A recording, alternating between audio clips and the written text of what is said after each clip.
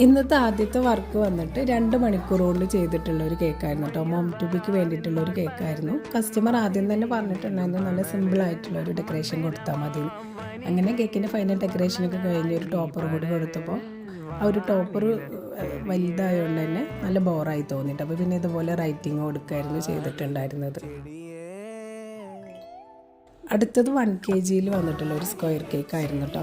അപ്പോൾ കേക്ക് ഫിനിഷാക്കി എടുത്തിട്ടുണ്ട്. അതിന് ശേഷം പിന്നെ കേക്കിൻ്റെ ടോപ്പിലും താഴത്തും സ്റ്റാർ നോസിൽ വെച്ചിട്ടുള്ള ബോർഡറാണ് കേട്ടോ വരച്ചു കൊടുത്തിട്ടുള്ളത്.